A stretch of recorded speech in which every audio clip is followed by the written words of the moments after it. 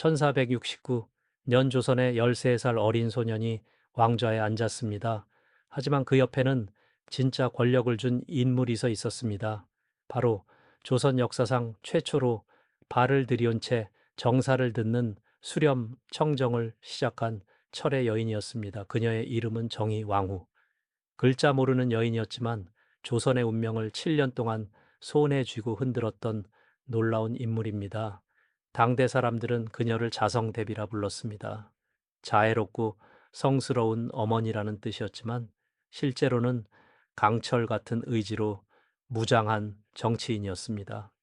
산문 한 글자 읽을 줄 모르면서도 명석한 정치적 감각으로 조선의 기틀을 다진 여인 남편, 세조의 정치적 동반자에서 시작해 손자 성종의 섭정자까지 그 누구도 감히 범접할 수 없었던 절대 권력의 정점에서 있던 조선 최고의 여걸이었습니다. 그런데 과연 이 여인은 어떻게 글도 모르는 시골 처녀에서 조선을 움직이는 실질적 최고 통치자가 될 수 있었을까요? 그리고 그녀가 내린 결정들은 조선이라는 나라에 어떤 영향을 남겼을까요? 오늘 우리는 조선 왕조 500년 역사상 가장 강력한 여성 권력자 정의왕후의 파란만장한 삶을 들여다보겠습니다. 1418년 늦가을 충청도 홍주목에서 한 여자아이가 태어났습니다. 파평 윤씨 집안의 막내딸이었는데 아버지는 윤번이라는 사람이었습니다. 이 집안은 고려 말부터 이어진 명문가였지만 정의왕후가 어릴 때에는 그리 넉넉하지 못한 형편이었습니다. 아버지 윤번은 벼울도 높지 않았고 부정축제 혐의로 징계를 받는 등 가세가 많이 기울어 있었던 상황이었죠. 그런데 이 집안의 운명을 바꾼 것은 뜻밖의 기회였습니다. 어느 날 궁중의 상궁들이 윤번의 맏딸을 보러 왔다가 우연히 막내딸을 보게 되었습니다. 그런데 언니보다 동생이 더 낫다는 판단을 내렸다고 합니다. 바로 이 막내딸이 훗날의 정의왕후였습니다. 1428년 그녀가 10살 되던 해에 세종의 둘째 아들인 진양군, 훗날 세조가 되는 수양대군과 혼인하게 됩니다. 하지만 이 결혼은 단순한 정약 결혼 이상의 의미를 가지고 있었습니다. 어린 정의왕는 남편 수양대군에게서 범상치 않은 야심을 감지했습니다. 그는 단순히 왕자로 만족하는 사람이 아니었습니다. 더 큰 것을 꿈꾸고 있었고 그 꿈을 아내와 공유했습니다. 정의 완구는 남편의 꿈을 이해했을 뿐만 아니라 적극적으로 지지했습니다. 그녀에게도 권력에 대한 갈망이 있었던 것입니다. 1450년 문종이 즉위했지만 불과 2년 만에 세상을 떠났습니다. 12살 어린 단종이 왕위에 올랐고 김종서와 황보인 등신들이 어린 임금을 보필한다는 명목으로 실권을 장악했습니다. 이때 수양대군은 기회를 엿보고 있었습니다. 하지만 거사를 결행하기에는 너무나 위험했습니다. 실패하면 역적으로 몰려 멸문지화를 당할 수도 있었기 때문입니다. 1453년 계유정난 당일 새벽 수양대군의 집안은 긴장감으로 가득 차 있었습니다. 그런데 거사 직전 계획이 누설되었다는 소문이 돌았습니다. 수양대군은 망설이기 시작했습니다. 측근들조차 만류했습니다. 이미 김종서 측에서 알고 있다면 거사는 실패로 끝날 가능성이 높았기 때문입니다. 바로 그 순간 정의 왕후가 나섰습니다. 야사에 따르면은 정의 왕후는 직접 갑옷을 가져와 망설이는 남편에게 입혔다고 합니다. 그리고 이렇게 말했습니다. 지금 물러서면 우리는 평생 남의 눈치를 보며 살아야 합니다.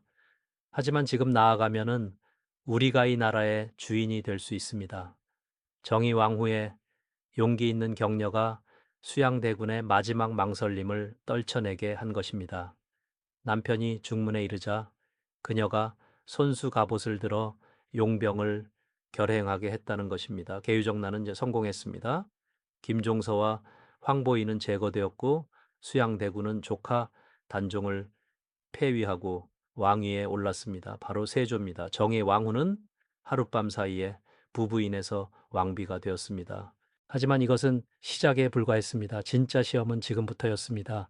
세조가 왕위에 오르는 과정은 피비린내 나는 것이었습니다. 단종을 지키려던 사육신들이 처형되었고 수많은 사람들이 목숨을 잃었습니다. 정의 왕후는이 모든 과정을 지켜봤습니다. 그녀의 마음이 편했을 리는 없었습니다. 특히 어린 단종이 유배지에서 죽음을 맞았을 때 그녀는 깊은 죄책감을 느꼈을 것입니다. 하지만 정의 왕후는 여기서 무너지지 않았습니다. 오히려 더욱 강해졌습니다. 이미 엎질러진 물이었고 이제는 앞으로 나아가는 것만이 살 길이라고 판단했습니다. 그녀는 남편 세조가 안정적으로 왕권을 유지할 수 있도록 뒤에서 든든한 버팀목이 되었습니다. 궁중을 통제하고 신하들과의 관계를 조율하는 일에 적극 나섰습니다. 세조 시대는 격변의 시기였습니다. 새로운 왕조의 기틀을 다져야 했고 반대 세력들을 회유하거나 제압해야 했습니다. 정의 완군은 이 과정에서 남편의 가장 중요한 조언자 역할을 했습니다. 그녀는 궁중의 모든 일을 꿰뚫고 있었고 정치적 상황 판단에도 탁월했습니다. 비록 그를 몰랐지만 사람을 보는 눈은 예리했고 정세를 읽는 능력은 웬만한 정치인들보다 뛰어났습니다. 하지만 정의 왕후의 진짜 시험은 1468년 세조가 승하면서 시작되었습니다. 그때까지만 해도 그녀는 남편의 그림자 같은 존재였습니다. 강력한 지원자이기는 했지만 전면에 나서지는 않았던 것입니다. 하지만 이제는 달랐습니다. 세주의 뒤를 이은 예종은 둘째 아들이었고 정의 완구는 왕대비가 되었습니다. 예종은 착실하고 성실한 왕자였지만 아버지만큼 카리스마 있는 인물은 아니었습니다. 게다가 즉위한 지 얼마 되지 않아 건강에 이상이 생기기 시작했습니다. 정의 왕후는 불안했습니다. 아직 왕권이 완전히 안정되지 않은 상황에서 또 다른 변동이 생길 수 있었기 때문입니다. 그런 정말로 최악의 상황이 벌어졌습니다. 1469년 예종이 즉위한 지 불과 14개월 만에 갑자기 세상을 떠난 것입니다. 떠난 조정은 순식간에 혼란에 빠졌습니다. 예종에게는 어린 아들이 있었습니다. 제한대군이었는데 나이가 겨우 3살이었습니다. 법적으로는 이 아이가 왕위를 이어받아야 했습니다. 하지만 3살 어린아이가 왕이 된다면 또 다른 혼란이 올 것이 뻔했습니다. 김종서와 황보인이 어린 단종을 내세워 권력을 장악했던 것처럼 또 다른 세력들이 어린 왕을 이용해 실권을 잡을 가능성이 높았습니다. 바로 그 순간 정의 왕후가 정역적인 결단을 내렸습니다. 예종이 승하한 바로 그날 그녀는 한명회와 은밀한 회동을 가졌습니다. 한명회는 세조 시대부터 막강한 권력을 휘둘러온 권신이었고 동시에 정의왕 후의 정치적 파트너이기도 했습니다. 두 사람은 신속하게 합의에 도달했습니다. 정의왕 후의 선택은 파격적이었습니다. 예종의 아들, 제한대군 대신 세조의 맏아들이었던 덕종의 둘째 아들을 왕위에 올리기로 한 것입니다. 바로 13살의 제울상군, 훗날의 성종이었습니다. 그런데 더욱 놀라운 것은 덕종에게는 장남인 월산대군도 있었다는 점입니다. 서열로 보면 월산대군이 먼저였지만 정의왕군은 둘째인 자을산군을 선택했습니다. 왜였을까요? 여기에는 정의 왕후의 치밀한 정치적 계산이 숨어 있었습니다. 제을산 장후는 한명회의 딸과 결혼한 상태였습니다. 즉, 한명회가 장인이 되는 것이었습니다. 정의 왕후는 한명회의 지지 없이는 안정적인 정권 운영이 어렵다고 판단했고, 따라서 한명회와 사돈 관계에 있는 자을산군을 선택한 것입니다. 하지만 이 결정에는 더 깊은 이유가 있었습니다. 정의왕은 자울산군이 월산대군보다 더 총명하고 왕으로서의 자질이 뛰어나다고 판단했던 것입니다. 비록 13살 어린아이였지만 이미 범상치 않은 면모를 보이고 있었습니다. 정의왕후는 사람을 보는 눈이 있었고 자울산군에게서 미래의 성군이 될 가능성을 봤던 것입니다. 개종 승하 당일 밤 비밀리에 진행된 회의에서 자을산군의 즉위가 결정되었습니다. 정의 왕후는 왕실의 최고 어른으로서의 결정을 주도했습니다. 한명회를 비롯한 중신들도 그녀의 결정에 동의했습니다. 그들 역시 3살 어린아이보다는 13살 소년이 낫다고 판단했기 때문입니다. 다음 날 아침 조선 조정에는 놀라운 소식이 전해졌습니다. 제울상훈이 새로운 임금으로 즉위한다는 것이었습니다. 반대 의견도 있었지만 이미 대세는 기울었습니다. 정의왕후와 한명회라는 두 거대한 정치적 파트너가 합심해서 밀어붙인 일이었기 때문입니다. 성종이 즉위하면서 정의왕후는 대왕대비가 되었습니다. 조선 역사상 처음으로 대왕대비라는 칭호를 받은 인물이었습니다. 하지만 더 중요한 것은 13살 어린 임금 대신 실질적인 국정을 운영해야 한다는 점이었습니다. 바로 여기서 조선 역사상 최초의 수렴청정이 시작되었습니다. 수렴청정이란 말 그대로 발을 들이우고 정사를 듣는다는 뜻입니다.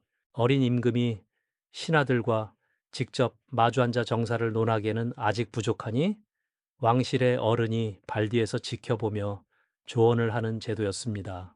하지만 실제로는 대왕 대비가 모든 중요한 결정을 내리는 것이나 다름없었습니다. 그런데 정의의 완구에게는 한 가지 큰 약점이 있었습니다. 바로 그를 몰랐다는 점입니다. 당시 정치는 모두 한문으로 이루어졌습니다. 공문서도 한문이었고 신하들과의 소통도 한문으로 해야 했습니다. 하지만 정의 왕후는 한글은 어느 정도 알았지만 한문은 전혀 몰랐습니다. 이 문제를 해결하기 위해 정의 왕후는 놀라운 선택을 했습니다. 며느리인 소해 왕후 즉 인수대비를 자신의 정치적 파트너로 삼은 것입니다. 인수대비는 당시 여성으로서는 드물게 한문에 능통했습니다. 유교 경전은 물론 산스크리트어까지 알았을 정도로 학식이 뛰어난 인물이었습니다. 정의 왕후는 이렇게 말했습니다. 나보다는 문자를 아는 며느리 수빈이 수렴청정에 적합할 것이다. 하지만 이것은 겸손의 표현이었습니다. 정의 왕후는 자신이 정치적 결정권을 가지고 인수 대비가 실무를 담당하는 역할 분담을 한 것입니다. 사실상 여왕과 부여왕이 공존하는 흥미로운 정치 체제가 만들어진 셈이었습니다. 수렴청정 초기 정의왕후는 조심스럽게 전국을 운영했습니다. 무엇보다 성종이 성인이 될 때까지 안정적으로 왕권을 지켜주는 것이 목표였습니다. 그녀는 급진적인 개혁보다는 점진적인 변화를 선호했습니다. 세조시대에 만들어진 기본 틀을 유지하면서도 필요한 부분은 조금씩 수정해 나갔습니다. 정의왕후의 첫 번째 조치는 민생 안정이었습니다. 수렴청정을 시작하자마자 호패법을 폐지했습니다. 호패법은 모든 백성들이 호패라는 신분증을 가지고 다녀야 하는 제도였는데 백성들에게는 큰 부담이었습니다. 정의왕후는 이를 과감히 없애고 대신 양자함을 장려하는 정책을 폈습니다. 여성 특유의 섬세함으로 백성들의 실생활에 도움이 되는 정책을 우선시한 것입니다. 하지만 정의왕후의 진짜 능력은 위기 상황에서 발휘되었습니다. 수렴 청정 기간 중 여러 차례 정치적 위기가 있었는데 그때마다 그녀는 탁월한 판단력을 보여줬었습니다.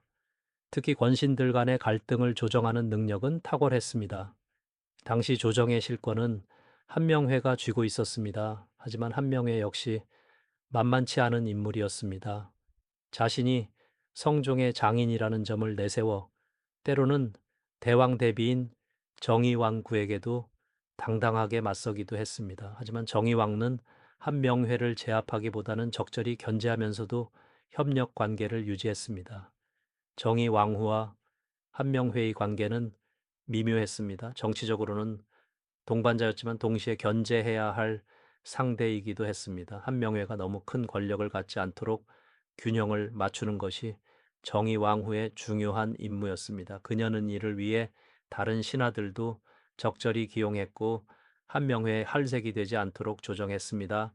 수렴청정 3년째인 1472년 정의왕후는 중대한 결정을 내렸습니다. 며느리 인수 대비의 위차를 왕 대비인 안순왕 후보다 위에 두기로 한 것입니다. 이는 파격적인 조치였습니다. 안순왕후는 예종의 정비였으므로 법적으로는 인수 대비보다 서열이 높았기 때문입니다. 하지만 정의왕후의 판단은 현실적이었습니다.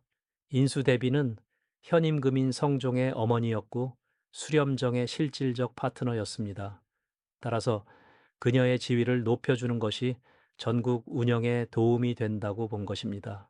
이 결정을 통해 정의 왕후는 자신의 정치적 감각이 얼마나 뛰어난지를 보여줬습니다. 수렴, 청정 기간 중 정의 왕후가 보여준 리더십의 특징은 여러 가지였습니다. 먼저 과단성 있는 결정력이었습니다.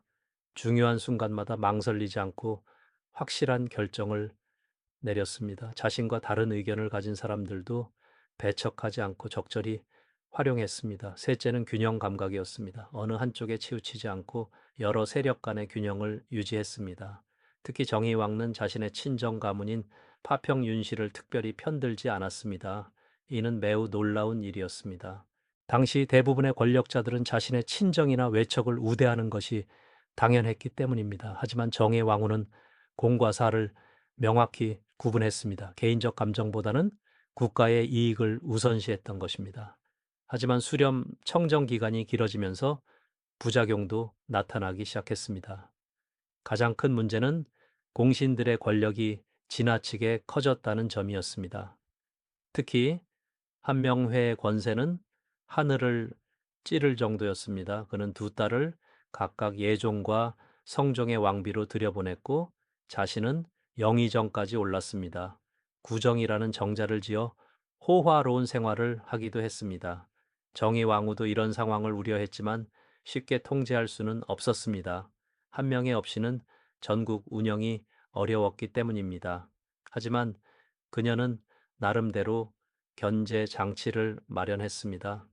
다른 신하들을 적절히 기용해서 한명회 일색이 되지 않도록 했고 때로는 직접 나서서 한명회의 독단을 막기도 했습니다. 1474년 한명회의 딸이자 성종의 첫 번째 왕비였던 공해왕후가 후사 없이 세상을 떠났습니다. 이는 정치 지형에 큰 변화를 가져왔습니다. 한명회의 권력 기반이 약해졌고 상대적으로 정의왕후의 영향력이 커졌습니다. 하지만 동시에 새로운 문제가 생겼습니다. 성종의 새로운 왕비를 선택해야 했기 때문입니다. 정의왕후는 신중하게 접근했습니다. 이번에는 한명회 같은 권신의 딸보다는 좀 더 온건한 가문의 인물을 선택하고 싶었습니다. 하지만 정치적 고려도 무시할 수 없었습니다. 결국 패비윤 씨가 선택되었는데 이는 나중에 큰 파란을 일으키게 됩니다. 1475년 수렴 청정 6년째에 접어들면서 정의 완구는 중대한 고민에 빠졌습니다. 성종이 이미 이루살이 되었기 때문입니다. 더 이상 어린아이가 아니었고 충분히 친정을 할 수 있는 나이가 되었습니다. 신하들 중에서도 수렴 청정을 거두고 성종의 친정을 시작해야 한다는 의견이 나오기 시작했습니다. 처음에 정의왕후는 망설였습니다. 아직 성종이 완전히 준비가 되지 않았다고 생각했기 때문입니다. 하지만 더 중요한 이유가 있었습니다. 권력을 내려놓는다는 것이 쉽지 않았던 것입니다. 7년 동안 조선의 실질적 최고 권력자로 지내온 그녀에게 평범한 대왕 대비로 돌아간다는 것은 큰 변화였습니다. 하지만 정의 완구는 결국 올바른 선택을 했습니다. 1476년 1월 그녀는 원상 정창에게 언문 편지를 보냈습니다. 수렴 청정을 거두겠다는 내용이었습니다. 현재에는 이런 내용이 담겨 있었습니다. 내가 본래 지식이 없는데도 대신들이 굳이 청하고 주상께서 나이가 어렵기 때문에 마지못해 청정을 했던 것이다. 이제 주상께서 나이가 장성하고 학문도 성취되어 모든 정무를 판결하는데 적당함을 얻게 되었다. 더구나 밖에는 정승과 육조 대관이 있으니 내가 일찍이 사양하려 했으나 뜻밖의 중이 사망하여 궁중의 일을 처리하지 못한 것이 있었으므로 시일을 미루어 지금에 이른 것이다. 이 편지에서 우리는 정의 왕후의 진솔한 마음을 엿볼 수 있습니다. 그녀는 자신이 원래 수렴 청정을 하려던 것이 아니라 불가피한 상황 때문에 맡게 되었다고 말했습니다. 하지만 이제 성종이 충분히 성장했으니 물러나겠다는 것이었습니다. 신하들과 성종은 정의왕후의 결정을 만류했습니다. 특히 한명회는 강력하게 반대했습니다. 대비 마마께서 물러나시면 우리가 불안해서 술 한 잔도 못 마신다고 했을 정도입니다. 하지만 정의 왕후의 결심은 확고했습니다. 그녀는 자신이 언제까지나 권력을 쥐고 있어서는 안 된다고 생각했습니다. 성종도 처음에는 당황했습니다. 할머니의 수렴 청정에 익숙해져 있었기 때문입니다. 하지만 한 명회의 만류를 듣고 오히려 화를 냈습니다. 그럼 날 못 믿는다는 거냐라고 반문했을 정도였습니다. 이제 성종 역시 이제는 독립적으로 정치를 하고 싶었던 것입니다. 1476년 정의왕은 마침내 수렴 청정을 거두었습니다. 횟수로는 8년, 실제로는 6년 2개월에 걸친 긴 섭정이 끝나는 순간이었습니다. 조선 역사상 최초의 수렴 청정이 막을 내린 것입니다. 이로써 정의완구는 조선사에 길이 남을 업적을 남겼습니다. 수렴 청정을 거둔 후 정의완구는 정치에서 손을 뗐습니다. 그녀는 약속을 지켰습니다. 성종의 친정을 방해하지 않았고 뒤에서 간섭하지도 않았습니다. 대신 불교에 더욱 심취했습니다. 원래부터 불교 신자였던 그녀는 말년에 더욱 깊이 있게 불교를 공부했습니다. 하지만 완전히 정치에서 손을 뗀 것은 아니었습니다. 1480년 폐비 윤씨 사건이 터졌을 때 정의왕은 다시 전면에 나섰습니다. 성종의 두 번째 왕비였던 윤씨가 질투심에 불타 성종의 얼굴에 손톱으로 상처를 낸 사건이었습니다. 이는 왕실의 체면을 크게 손상시킨 일이었습니다. 많은 신하들이 윤씨를 폐위해야 한다고 주장했지만 일부는 관영을 베풀자고 했습니다. 성종도 망설였습니다. 하지만 정의왕후는 단호했습니다. 그녀는 언문교지를 직접 내려 윤씨의 폐위를 지지했습니다. 왕실의 기강을 바로잡기 위해서는 엄정한 처벌이 필요하다고 판단한 것입니다. 더 나아가 정의왕후는 폐비 윤씨의 사세도 적극 관여했습니다. 사극에서는 주로 인수대비가 주도한 것으로 그려지지만 실제로는 정의왕후의 의지가 컸습니다. 그녀는 왕실의 어른으로서 질서를 바로잡아야 한다고 생각했습니다. 이 사건을 통해 우리는 정의왕후의 냉철한 면모를 볼 수 있습니다. 그녀는 개인적 감정보다는 원칙을 우선시했습니다. 비록 윤 씨가 젊은 며느리였고 동정의 여지가 있다고 해도 왕실의 기강을 해친 이상 용서할 수 없다고 본 것입니다. 1483년 3월 정의왕후는 오양행궁에서 온천욕을 하던 중 감기에 걸렸습니다. 나이가 65세로 고령이었던 그녀에게는 감기도 큰 병이었습니다. 병세가 악화되어 결국 그해 3월 30일 온 양행궁에서 세상을 떠났습니다. 정의완구의 죽음은 조선 조정에 큰 충격을 주었습니다. 비록 정치 일선에서는 물러났지만 여전히 왕실의 정신적 지주 역할을 하고 있었기 때문입니다. 성종을 비롯한 모든 왕실 구성원들이 깊은 슬픔에 빠졌습니다. 정의왕후는 남편 세주와 함께 광릉에 묻혔습니다. 동원 이강의 형태로 같은 능역에 있지만 각각 다른 언덕에 조성된 능이었습니다. 그녀의 시호는 자선금 인경, 덕선 열명순, 원숙 휘신의 의신헌정이 왕후라는 긴 이름이 되었습니다. 각각의 글자마다 그녀의 생애와 업적을 기리는 의미가 담겨 있었습니다. 그렇다면 정희 왕후는 조선사에 어떤 유산을 남겼을까요? 가장 큰 업적은 수렴 청정 제도를 정착시켰다는 점입니다. 그녀가 만든 수렴 청정의 모범은 이후 문정왕후, 정순왕후 순원, 왕구, 신정 광구 등이 모두 참고했습니다. 특히 어린 임금이 즉위했을 때 왕실의 어른이 나서서 안정적으로 국정을 운영할 수 있는 시스템을 만들었다는 의미가 큽니다. 둘째는 왕권 안정에 기여했다는 점입니다. 세주의 왕위이 찬탈이라는 혼란스러운 상황에서 시작된 조선 중기를 안정적으로 이끌어갔습니다. 만약 정희 왕후가 없었다면 예종 사후 또 다른 혼란이 일어날 수도 있었습니다.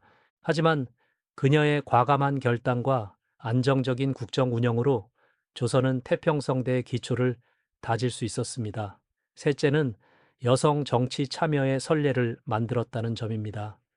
조선은 철저한 남성 중심 사회였지만 정의 왕후는 여성도 정치적 능력이 있다는 것을 보여줬습니다. 비록 그를 몰랐지만 뛰어난 정치적 감각과 리더십으로 나라를 이끌어 갔습니다. 이는 이후 여성들에게도 큰 귀감이 되었습니다. 하지만 정의 왕후의 수렴 청정에는 부작용도 있었습니다. 가장 큰 문제는 공신 세력의 비대화였습니다. 특히 한명회로 대표되는 세조 때 공신들이 지나치게 큰 권력을 갖게 되었습니다. 이는 나중에 조선 정치의 고질적인 문제가 되었습니다. 또 다른 문제는 왕권과 신권의 균형이 깨졌다는 점입니다. 어린 성종 대신 신하들이 너무 큰 권력을 행사하게 되었고 이는 훗날 살인파와 훈구파의 갈등으로 이어졌습니다. 정의 왕후 개인의 잘못이라고 할 수는 없지만 구조적인 문제의 씨앗이 되었던 것은 분명합니다. 그럼에도 불구하고 정의 완구에 대한 평가는 대체로 긍정적입니다. 그녀는 혼란스러운 시기에 나라를 안정시켰고 조선 중기 발전의 토대를 마련했습니다. 특히 수렴 청정을 통해 어린 임금을 보호하고 키워낸 것은 높이 평가받을 만합니다. 정의 왕후의 인간적인 면모도 주목할 만합니다.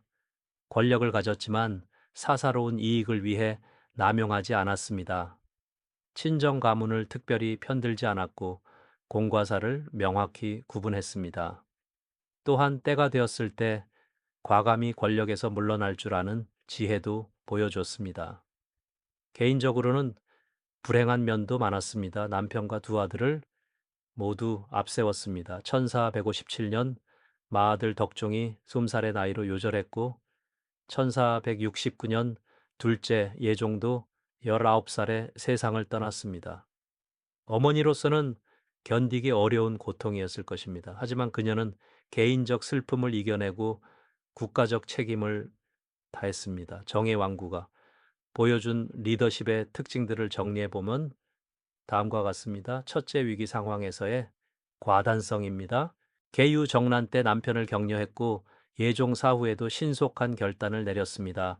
둘째, 현실적 판단력입니다. 이상보다는 현실을 중시했고 가능한 것과 불가능한 것을 정확히 구분했습니다. 셋째, 균형 감각입니다. 어느 한쪽으로 치우치지 않고 여러 세력 간의 균형을 유지했습니다. 넷째, 인재 활용 능력입니다.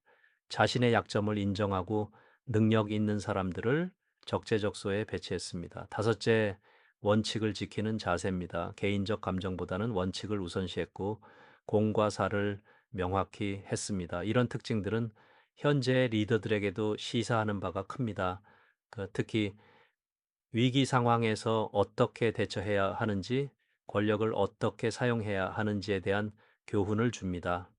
정의 왕후가 만든 수렴, 청정제도는 조선 말기까지 이어졌습니다. 운정광구는 명종을 위해 9년간, 정순왕은 순조를 위해 3년간, 순원완구는 헌종과 철종을 위해 총 11년간, 신정왕후는 철종과 고종을 위해 총 12년간 수렴 청정을 했습니다. 모두 정의 왕후가 만든 선례를 따른 것이었습니다. 하지만 후대의 수렴 청정들은 정의 왕후만한 성과를 거두지 못했습니다. 특히 19세기 이후에는 수렴 청정이 세도 정치의 도구로 변질되기도 했습니다. 이는 정의 왕후의 원래 취지와는 거리가 먼 것이었습니다. 현재 정의 왕후의 무덤인 광릉은 유네스코 세계 문화유산으로 지정되어 있습니다. 조선 왕릉의 전형을 보여주는 대표적인 사례로 인정받은 것입니다. 남편 세조와 함께 묻혀 있는 이곳에는 해마다 많은 사람들이 찾아와 조선 최초의 여성 섭정자를 기리고 있습니다. 정의 왕후의 삶을 돌아보면 한 여인의 파란만장한 인생사가 담겨 있습니다. 시골 처녀에서 시작해 왕비가 되고 마침내 나라를 이끄는 최고 권력자까지 올라선 그녀의 이야기는 그 자체로 드라마틱합니다. 하지만 더 중요한 것은 그 과정에서 그녀가 보여준 인간적 성숙함과 정치적 지혜입니다. 그자 모르던 여인이 어떻게 뛰어난 정치가 될 수 있었을까요? 그 답은 그녀의 타고난 지혜와 끊임없는 노력에 있습니다. 정의 왕후는 자신의 부족함을 인정하고 부단히 배우려 했습니다. 또한 남의 말을 잘 들을 줄 알았고 현명한 좋은 자들을 곁에 두었습니다. 무엇보다 그녀는 권력을 개인의 영달을 위한 수단이 아니라 국가와 백성을 위한 도구로 생각했습니다. 이런 마음가짐이 있었기 때문에 7년이라는 긴 기간 동안 수렴 청정을 하면서도 큰 실정 없이 나라를 이끌 수 있었던 것입니다. 정의 왕후의 이야기는 우리에게 여러 가지 교훈을 줍니다. 첫째, 학벌이나 출신보다 중요한 것은 의지와 노력이라는 점입니다. 그녀는 그를 몰랐지만 타고난 지혜와 불굴의 의지로 모든 어려움을 극복했습니다. 둘째, 진정한 리더는 혼자서 모든 것을 할 수 없다는 점입니다. 정의 왕후는 자신의 한계를 인정하고 능력 있는 사람들과 협력했습니다. 특히 며느리 인수 대비와의 파트너십은 성공적인 정치의 모범 사례가 되었습니다. 셋째, 권력은 언젠가는 내려놓을 줄 알아야 한다는 점입니다. 성희 왕후는 적절한 때에 과감히 수렴 청정을 거두고 성종의 친정을 도왔습니다. 이런 지혜가 있었기 때문에 그녀의 수렴 청정은 성공작으로 평가받을 수 있었습니다. 넷째, 원칙을 지키는 것의 중요성입니다. 정의 왕후는 개인적 감정보다는 국가적 원칙을 우선시했습니다. 폐비, 윤씨 사건에서 보인 그녀의 엄정함은 왕실의 권위를 지키는 데 필요한 것이었습니다. 정의 왕후는 조선 역사상 가장 성공적인 여성 정치가 중 한 명으로 기억되고 있습니다. 그녀의 업적은 단순히 수렴 청정을 했다는 것을 넘어서 조선 중기 정치 안정의 토대를 마련했다는 데 있습니다. 또한 후대 여성들에게 정치 참여의 가능성을 보여준 선구자적 역할을 했습니다. 오늘날 우리가 정의 왕후의 삶에서 배울 수 있는 것들은 많습니다. 변화하는 시대에 적응하는 유연성 위기 상황에서의 냉정한 판단력, 그리고 무엇보다 공공선을 추구하는 공직자의 자세 등은 현재에도 유효한 가치들입니다. 정의 왕후의 이야기는 또한 우리 역사 속 여성들의 역할을 재평가하게 만듭니다. 조선시대가 남성 중심 사회였다고 해서 여성들이 수동적 존재만은 아니었다는 것을 보여줍니다. 오히려 적절한 기회가 주어졌을 때 뛰어난 능력을 발휘할 수 있었던 것입니다. 그렇다면 정의 왕후는 과연 어떤 인물이었을까요? 그녀는 시대를 앞서간 성학자였을까요? 아니면 주어진 상황에 최선을 다한 현실주의자였을까요? 아마도 둘 다였을 것입니다. 그녀는 현실을 정확히 파악하고 주어진 조건에서 최선의 선택을 한 현실주의자였으면서도 동시에 새로운 가능성을 열어간 개척자이기도 했습니다. 무엇보다 정의 왕후는 책임감 있는 지도자였습니다. 권력을 가졌지만 그 권력을 남용하지 않았고 항상 국가와 백성을 먼저 생각했습니다. 개인적 욕심보다는 공공의 이익을 우선시했고 어려운 결정을 내려야 할 때도 주저하지 않았습니다. 조선 왕조 500년 역사를 통틀어 정의 왕후만큼 성공적으로 권력을 행사한 여성은 드뭅니다.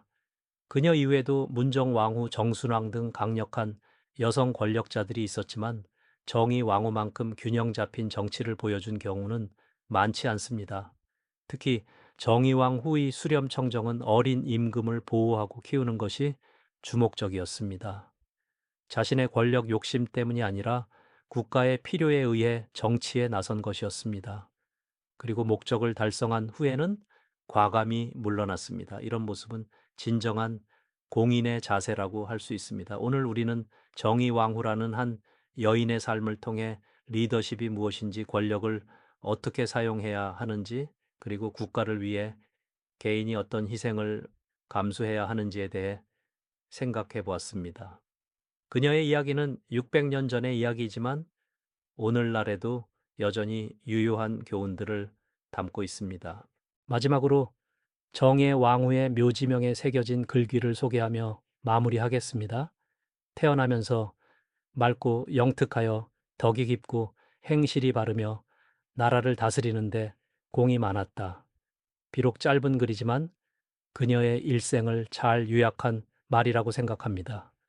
조선의 철의 여인 정의왕후, 그녀는 그를 몰랐지만 지혜로웠고 여자였지만 강했으며 권력자였지만 겸손했습니다. 그리고 무엇보다 자신에게 주어진 책임을 끝까지 다한 진정한 리더였습니다. 그녀의 삶은 오늘을 사는 우리 모두에게 귀히 되는 위대한 유산이라고 할 수 있을 것입니다. 역사를 공부하는 이유 중 하나는 과거의 인물들로부터 지혜를 배우기 위해서입니다. 정의 왕후의 이야기는 그런 면에서 우리에게 많은 것을 가르쳐 줍니다. 그녀처럼 어려운 상황에서도 굴복하지 않는 의지, 자신의 한계를 인정하고 남과 협력하는 겸손함, 그리고 공공의 이익을 위해 개인의 욕심을 절제하는 공인 정신을 우리도 배워야 할 것입니다. 여러분도 정의 왕후의 이야기를 통해 진정한 리더십이 무엇인지 생각해 보는 기회가 되었기를 바랍니다. 그리고 앞으로 우리 역사 속들의 이야기도 계속 관심 가져주시기 바랍니다. 역사는 단순한 암기 과목이 아니라 삶의 지혜를 배우는 보물 창고이기 때문입니다. 지금까지 조선 최초의 수렴 청정을 한 철의 여인 정의왕후의 이야기였습니다. 시청해주신 여러분께 감사드리며 다음에도 더욱 흥미진한 역사 이야기로 찾아뵙겠습니다. 구독과 좋아요도 잊지 말아주세요.